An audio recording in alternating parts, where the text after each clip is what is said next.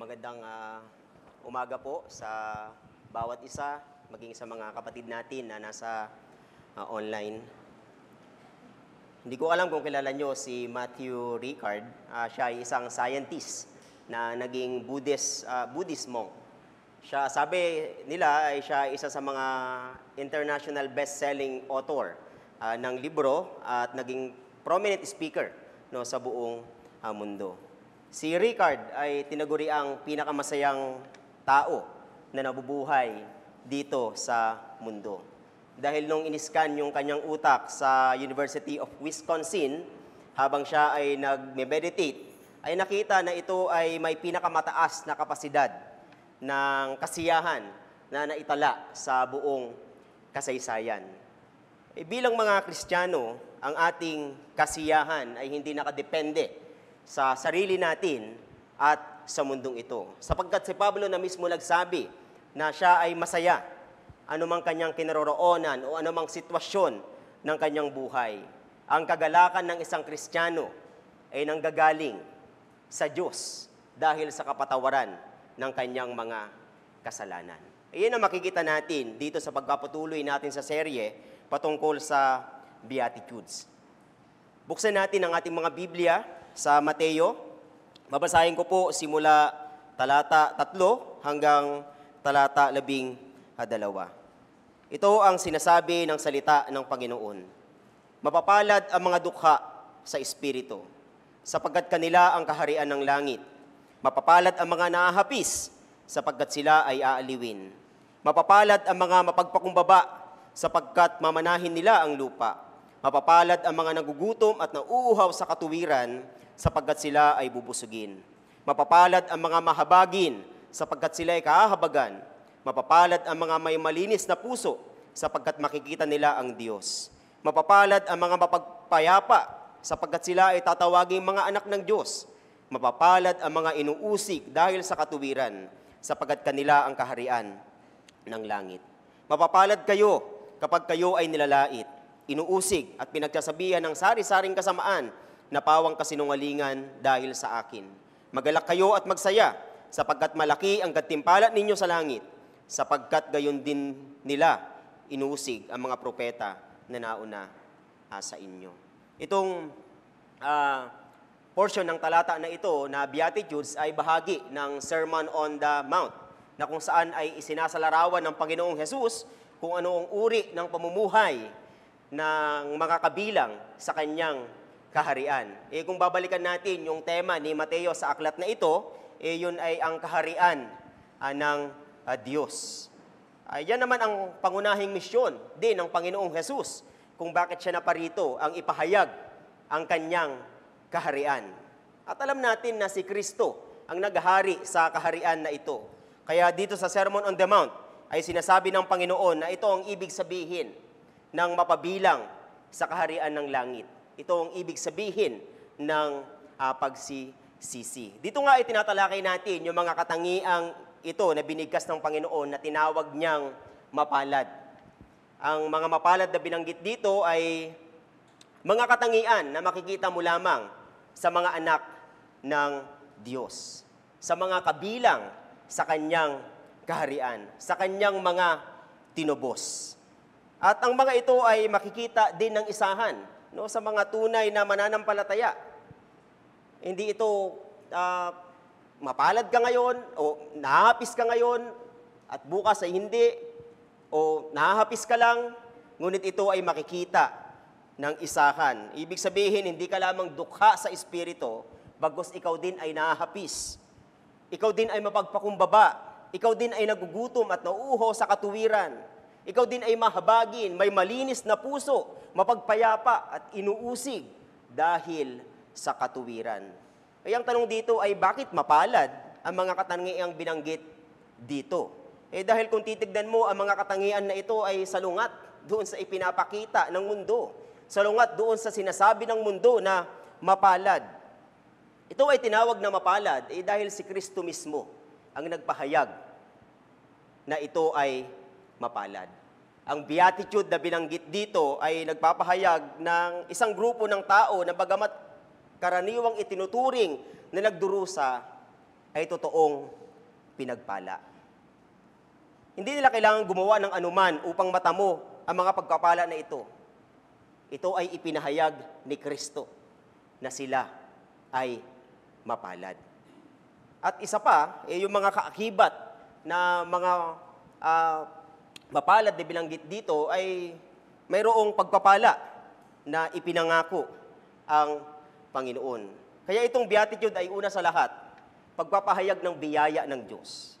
Hindi ito kondisyon ng kaligtasan para makapasok sa kaharian ng Diyos. Sapagkat ito ay nagsasalita patungkol sa pagpapala ng bawat tinubos at kabilang na doon sa kanyang kaharian. Kaya ito ay tumutukoy sa kung ano ang mayroon na ang bawat mananampalataya.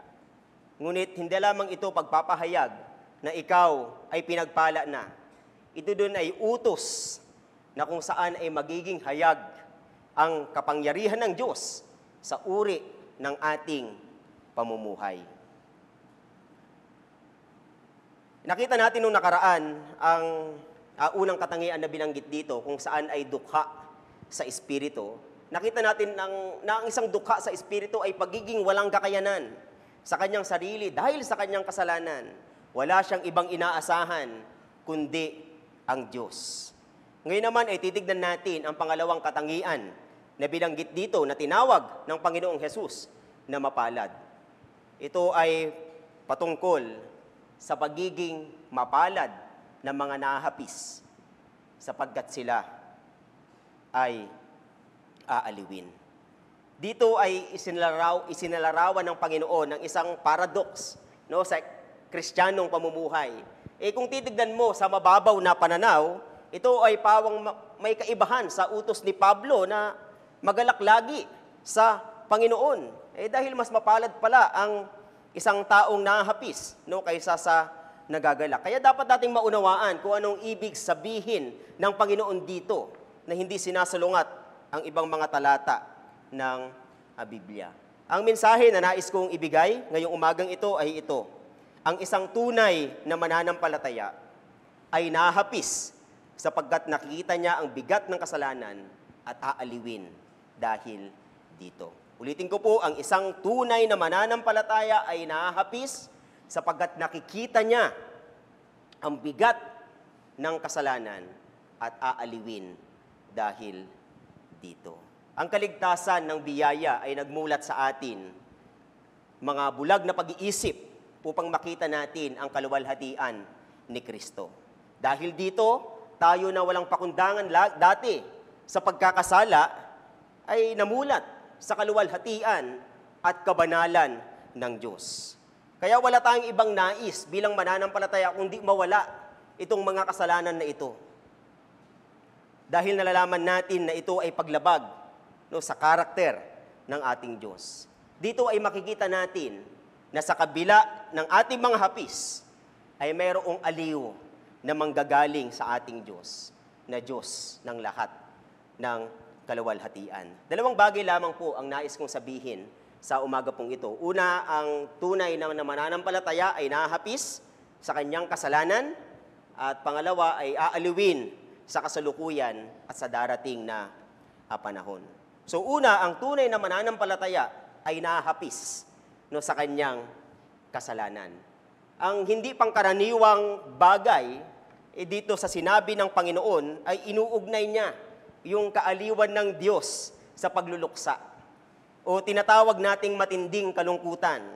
At tila sinasabi niya na ang daan tungo sa kagalakan ay sa pamamagitan ng mga luha o sa pamamagitan ng pagdadalamhati.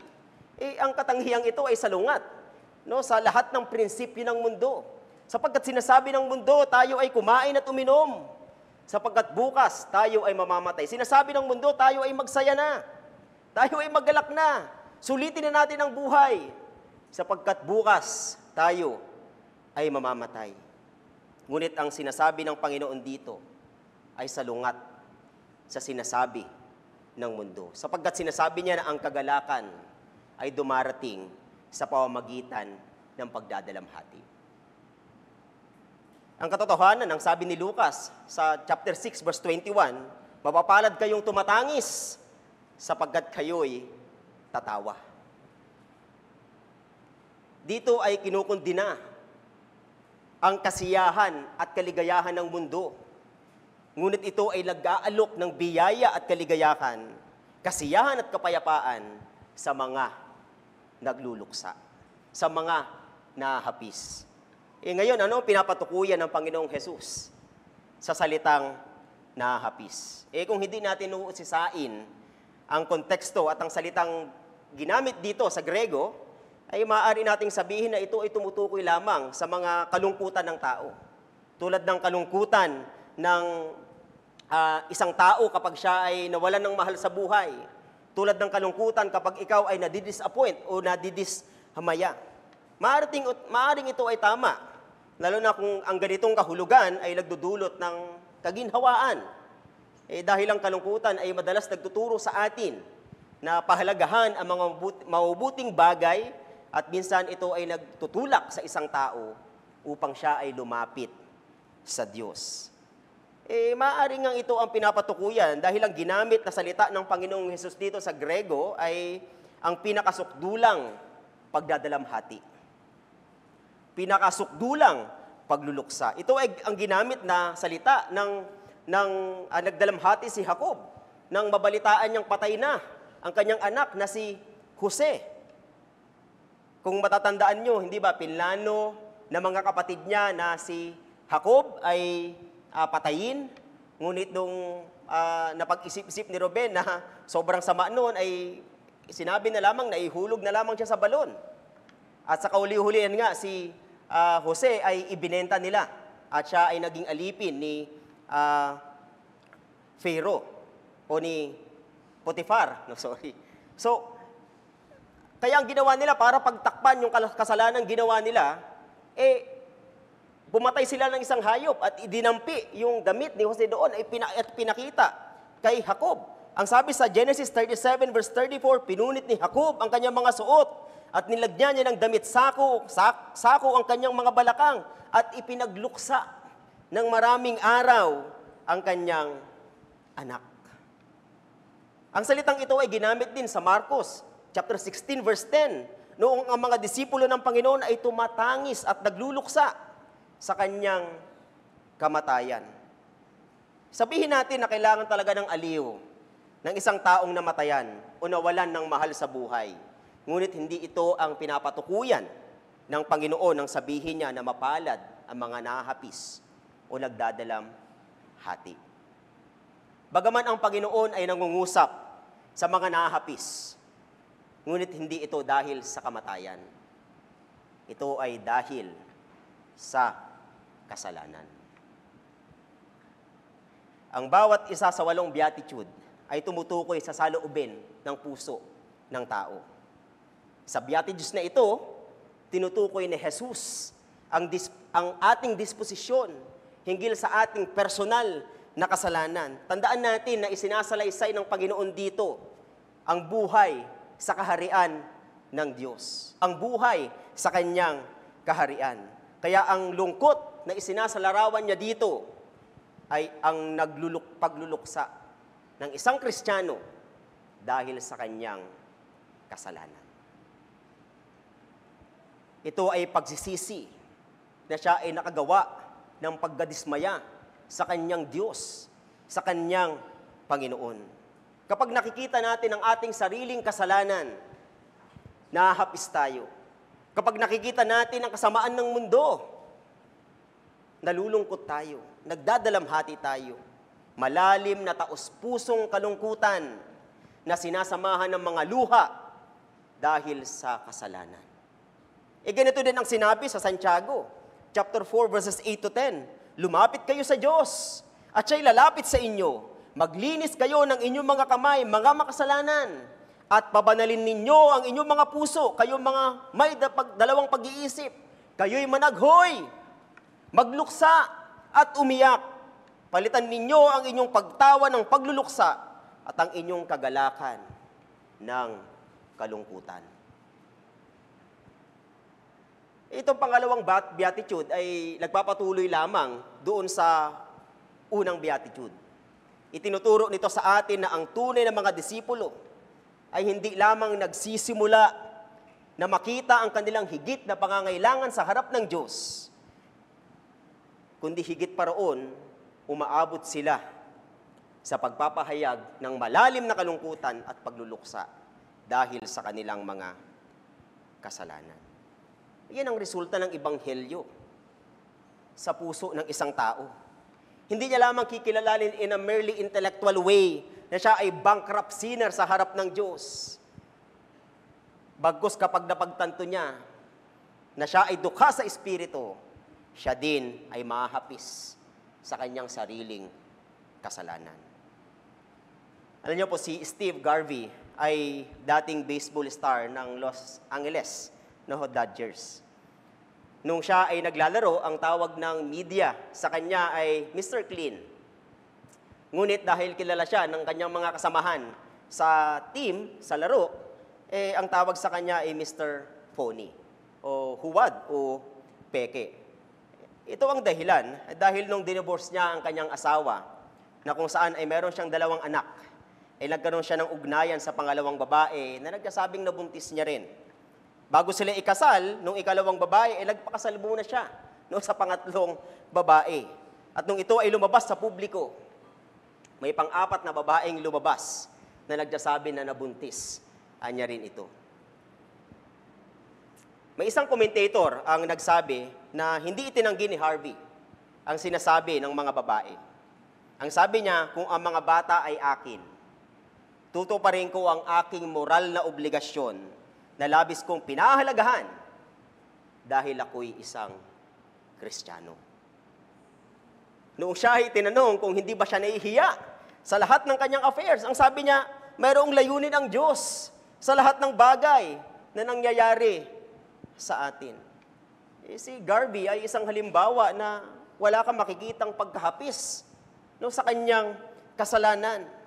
Bagaman hayag sa kanyang harapan na mali ang kanyang ginawa, ngunit wala kang makikitang taus-pusong pagsisisi.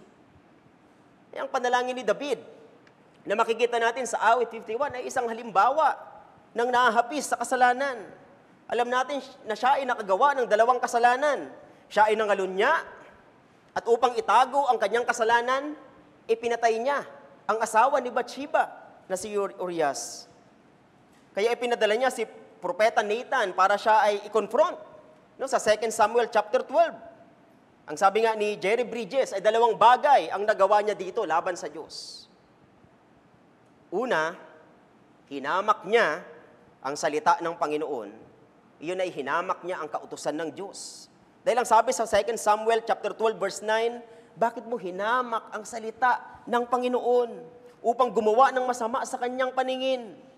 Tinaga mo ng tabak si Urias na Hiteo at kinuha mo ang kanyang asawa upang maging iyong asawa at pinaslang mo siya sa pamamagitan ng tabak ng mga Amonita. At pangalawa dito, sa paggawa niya nito, hinamak niya din ang persona o ang karakter ng Diyos. Sapagkat ang sabi dito sa 2 Samuel 12 verse 10, kaya ngayon ay hindi hihiwalay kailanman ang tabak sa iyong sambahayanan, sapagkat hinamak mo ako.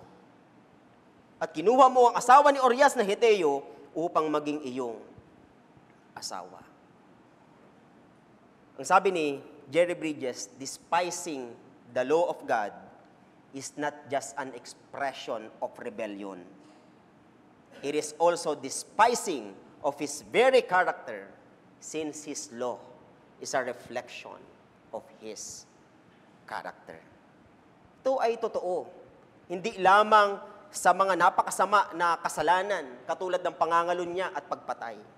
Ngunit doon din sa mga tinatawag natin na mga respectable sins, tulad ng pride, pagmamataas, pagkainggit, pagkamakasarili, chismis, at iba pa. Kaya ipanalangin natin na makita natin ang ating mga sariling kasalanan bilang pagsuway sa kautusan ng Diyos at paglabag at sa kanyang persona. Ang sabi nga ni David sa awit 51 verse 4, laban sa iyo lamang ako nagkasala. Magkasala man tayo sa ating kapatid o sa ibang tao, ang katotohanan ay sa Diyos tayo unang nagkakasala. Maraming tao ang kinikilala na sila ay makasalanan. Ngunit ang nakakalungkot ay hindi nahahapis sa katotohanan ito. May tagpo sa Bagong Tipan sa Lucas 7, nang si Jesus ay inibitahan ni Simon na Pariseo sa kanyang tahanan. Nang malaman ng babae na makasalanan na si Jesus ay nandoon, siya ay tumungo doon. At ang sabi sa talata 38, at tumayo siyang umiiyak. Sa likuran, sa may paanan ni Jesus, pinasimulan niyang basain ang kanyang mga paa, ng kanyang mga luha. Pinunasan ang mga ito ng kanyang buhok. Patuloy niyang hinagkan ang mga paa ni Jesus at binuhusan ang mga ito ng pabango.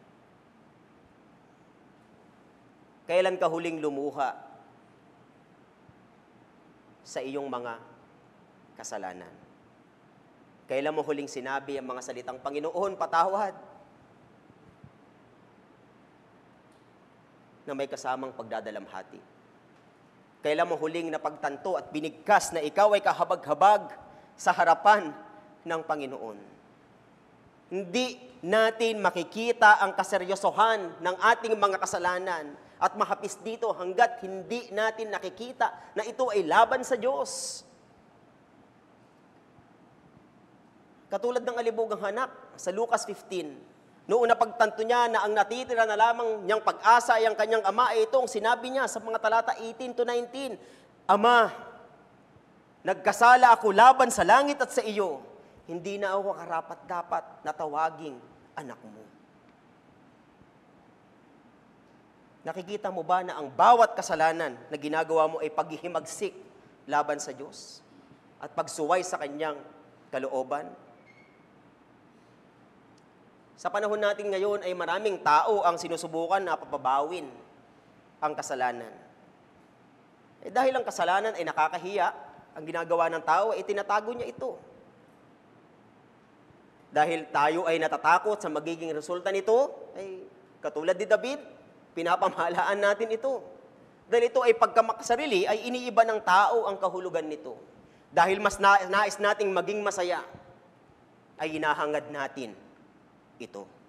Ngunit ang hindi natin namamalayan, kapag pinapaliit natin ang kasalanan, ay hinahamak din natin ang biyaya at nawawala ang tunay na kagalakan sa buhay. Ang kagalakan na maranasan ang kapatawaran ng Diyos. Ang sabi nga, sa binasa natin kanina sa awit 32 verses 1 to 2, mapalad siya na pinatawad ang pagsuway, na ang kasalanan ay tinakpan. Mapalad ang tao na hindi pinaparatanganan ng kasamaan ng Panginoon at sa kanyang espiritu ay walang pandaraya. Hindi natin malalaman ang tunay na kagalakan hanggat hindi natin nakikita ang pait ng kasalanang nagagawa natin laban sa Diyos. Anong sabi ng isang Puritan na si Thomas Watson? Till sin be bitter, Christ will not be sweet. Dahil hanggat di natin nauunawaan kung ano ang kabayaran upang iligtas tayo mula sa ating mga kasalanan, hindi natin matatagpuan ang kaaliwan ni Kristo. Ito ang unang sagot sa tanong sa Westminster Confession of Faith o Shorter Confession of Faith. Ano ang pangunahing layunin ng tao? Ang luwalhatiin ng Diyos at magalak sa Kanya sa habang panahon. Ang magandang balita ay maaari ka ng magalak sa Panginoon sapagkat mayroong Kristo ang nagbigay ng kanyang buhay sa krus upang kansilahin ang lahat ng ating pagkakautang sa Diyos.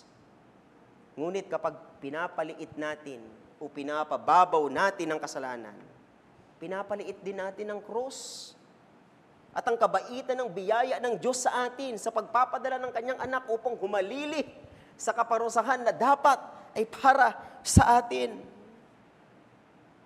Sa parehong paraan, kapag pinapababaw din natin ang kasalanan, nawawala ang kagalakan. Mas pinipili natin ang dulot na lungkot ng kasalanan kaysa sa kapayapaan at kalayaan ng pamumuhay sa Diyos para sa Kanyang kaluwalhatian bilang Kanyang mga tinubos. Kaya sinasabi ni Kristo dito, ikaw ay mahapis sa iyong kasalanan dahil iyon ang daan tungo sa tunay na kagalakan. Ang katangian na ito ay pagsasalarawan ng isang tunay na Kristiyano. Ngunit walang sino mang makapagpapakita ng lubos sa katangian na ito. Noong ginagawa ko itong sermon na ito ay gusto kong mag-iba ng passage dahil hindi naman ako ganun nahahapis din sa aking mga kasalanan. Ngunit hindi man natin ito maipakita ng lubos. Kailangan nating lumago dito.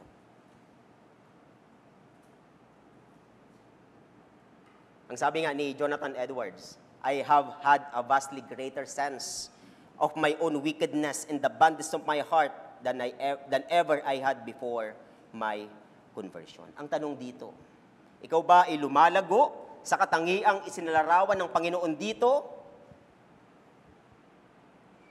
Dahil ang katotohanan, habang tayo ay mas napapalapit sa Diyos, mas lalo nating nararamdaman ang pagdadalamhati sa lahat ng bagay na labag sa Kanyang kalooban. Habang tumatagal ka bang Kristiyano, nakikita mo na mas kailangan mo ng pagsisisi dahil mas nakikita mo na ikaw ay lubhang miserable sa harap ng Diyos. O kapag nagkakasala ka, wala lang. Life goes on nang walang pagsisisi. Kung ikaw ito, ang hamon ko sa iyo ay suriin mo ang iyong sarili. Kung ikaw ay na kay Kristo,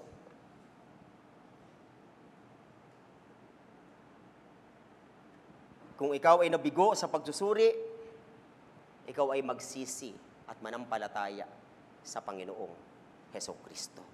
Dahil ang tunay lamang na Kristiyano ang makadarama ng pagkahapis sa kanilang mga kasalanan. Pangalawang bagay dito ay aaliwin sa kasalukuyan at sa darating na panahon. Ito ang sinabi ng Panginoon sapagkat sila ay aaliwin. Ang pangako na binanggit dito ay kaaliwan.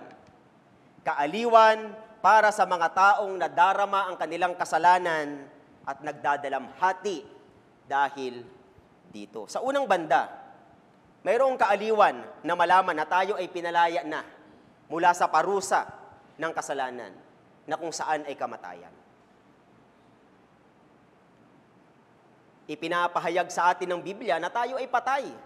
Dahil sa ating mga pagsalangsang at kasalanan, wala tayong karapatan sa Diyos, kundi ang pagkahiwalay at walang hanggang kamatayan. Ngunit si Kristo ay dumating upang maging pampalubag loob sa puot ng Diyos. Siya ang humalili sa ating mga o sa kaparusahan na dapat para sa atin. Tinanggap niya ang puot ng Diyos sa kanyang sarili, binayaran ng buo ang parusa para sa ating kasalanan at isinalin ng Diyos ang katuwiran ni Kristo para sa mga sumampalataya sa Kanya upang tayo ay makita bilang ganap na katanggap-tanggap sa harap ng Diyos. Hindi lamang tayo pinalaya ni Kristo mula sa kapangyarihan ng kasalanan sa nakalipas, ngunit maging sa kapangyarihan nito sa kasalukuyan. Yan ay kaaliwan din sa isang tunay na Kristiyano. Ibig sabihin nito, dahil si Kristo ay nagtagumpay na sa kasalanan at kamatayan, ikaw din na sumampalataya sa Kanya ay nagtagumpay at magtatagumpay dahil ikaw ay kaisa na ni Kristo. Sabi nga sa Roma 8 verse 37, ngunit sa lahat ng mga bagay na ito, tayo higit pa sa mga nagtatagumpay sa pamamagitan niya na sa atin ay umibig. May mga nagtuturo na hindi ka maaaring magtagumpay sa kasalanan sa mundong ito. Ngunit ito ay hindi totoo. Totoo na ang presensya ng kasalanan ay nandito pa rin sa atin. Mayroon pa rin tayong remaining sins. Ang sabi nga sa 1 John 1 verse 8, kung sinasabi nating tayo'y walang kasalanan, dinadaya natin ang ating sarili. At ang katotohanan ay wala sa atin. Ngunit sa kabila ng katotohanan na mananatili sa isang Kristiyano ang kasalanan habang siya ay nabubuhay, ngunit hindi totoo na magagapi siya lagi nito. Totoo na mahirap, nakakapagod, makibaka araw-araw sa kasalanan. At ang nais ng mananampalataya, tulad nga ng sabi ko, ay mapalaya sa estado niyang ito. Mapalaya ng tuluyan. Ngunit ang kaaliwan dito ay maaari kang magpahinga sa biyaya ng Diyos kay Kristo Jesus. Siya mismo ang nagsabi sa Mateo 11 verse 28, lumapit kayo sa akin, kayong lahat na nalulupaypay at lubang nabibigatan at kayo bibigyan ko ng kapahingahan. Sinasabi dito na ang kasalanan ay pabigat, ngunit si Kristo ay nag-iimbita na ikaw ay lumapit sa Kanya upang maranasan mo ang kaaliwan at kapahingahan sa pamamagitan ng kapatawaran na Kanyang ibinibigay. Si Martin Luther ay kilala natin na dumaan sa maraming taon ng kanyang buhay bilang isang taong lubos na nagdadalamhati dahil sa kanyang kasalanan. Si Martin Luther ay nakakulong sa isang sistemang teolohikal na hindi kailanman makapagbibigay ng tunay na pag-asa sa kapatawaran ng kanyang kasalanan. Bagaman ibinubuhos niya ang kanyang sarili sa pag-aayuno, maraming oras na panalangin at madalasang pagsisisi. Yung yugto ng buhay ni Martin Luther na yon ay isinilarawan niya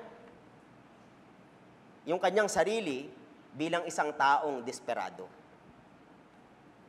Ang sabi niya nga, I lost touch with Christ, the Savior and Comforter, and made of Him the jailer and hangman of my poor soul. Nang mabasa niya ang sulat ni Pablo sa mga taga-Roma, ay doon lamang niya natagpuan ang kaaliwan para sa kanyang kasalanan. Kapag siya ay nahatulan ng kaaway dahil sa kanyang kasalanan, ito ang sinasabi niya. So when the devil throws your sins in your face and declares that you deserve death and hell, tell him this, I admit that I deserve death and hell. What of it? For I know one who suffered and made satisfaction on my behalf. His name is Jesus Christ, Son of God, and where He is, there I shall be also. Yan din naman ang sinabi ni Pablo sa Roma 8 verse 1, ngayon, ngay wala ng kahatulan sa mga nakay Kristo. Ang aliw sa bawat nahahapis na Kristiyano sa kanyang kasalanan ay ang kapatawaran na ibinibigay ni Kristo.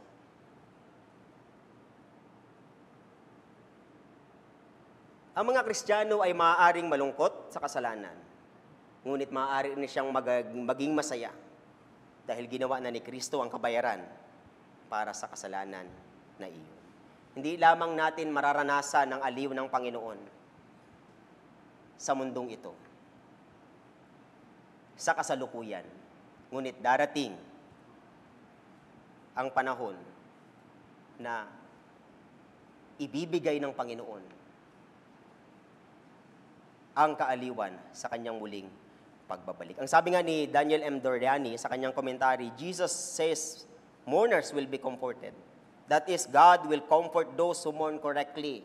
First, He forgives our personal sins if we repent of them. Second, He cleanses us from our sin. He begins now and He finishes when we meet Him. Finally, He will cleanse His world at Christ's return, and we will rejoice with Him. Binasa natin kanina yung istorya ng mayaman at ni Lazaro sa Lucas 16. noong nabubuhay pa sila sa mundong ito, ang mayaman ay naranasan ang lahat ng kasiyahan, lahat ng pleasure na maaari sigurong ibigay ng mundong ito. Lahat ng kaginhawaan. Ngunit si Lazaro, sinabi doon, ay naranasan ang lahat ng kahirapan.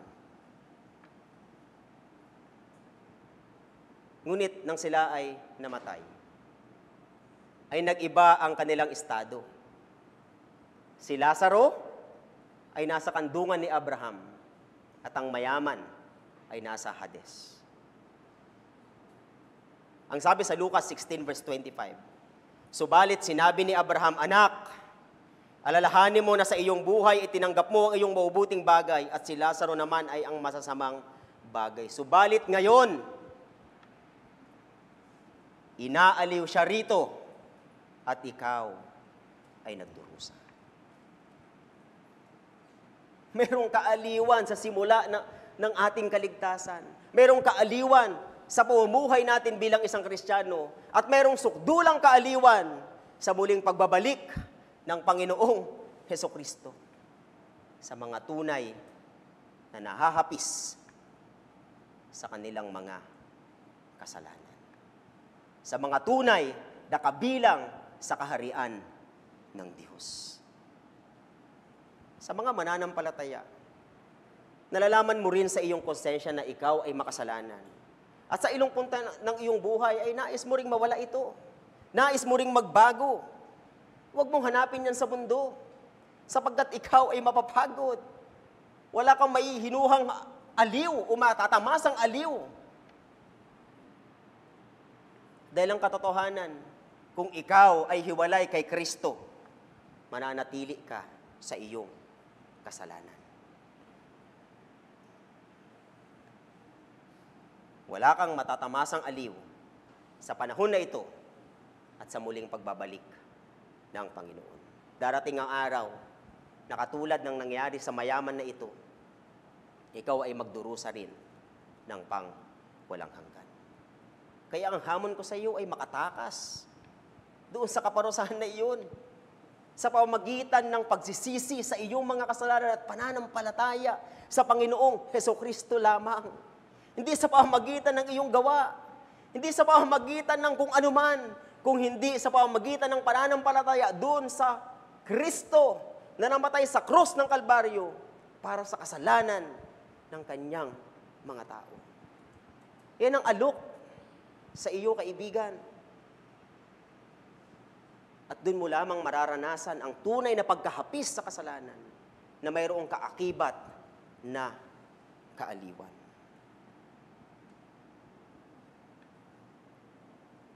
Sa mga mananampalataya, ang lahat ng hapis at talamhati na sanhi ng kasalanan ay wawakasan ng Panginoon sa kanyang muling pagbabalik. Ang sabi sa Pahayag 21 verses 4-5, masdan ninyo, ang tabernakulo ng Diyos ay nasa mga tao. Siya'y maninirahang kasama nila at sila'y magiging bayan niya. Ang Diyos mismo ay makakasama nila at siya'y magiging Diyos nila. At papahirin niya ang bawat luha sa kanilang mga mata at hindi na magkakaroon ng kamatayan, hindi na rin magkakaroon pa ng pagdadalamhati o ng pagtangis man o ng kirot man sapagkat ang mga unang bagay ay lumipas na.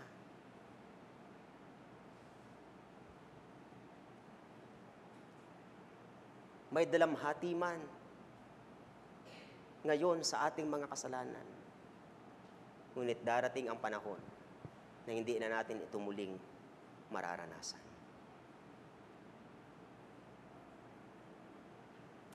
Tayo ay manalangin. Ama naming Diyos na nasa langit, kami po ay nagpapasalamat sa inyong salita. Sa pagpapaalala sa amin na mapalad, Panginoon, ang nahapis sa kanilang mga kasalanan, sapagkat sila ay inyong aaliwin sa pamamagitan ng kapatawaran. At hindi lang iyon, maging sa pagbabalik ng aming Panginoong Hesukristo. Kaya Panginoon, tulungan niyo po kami na patuloy na mahapis dito.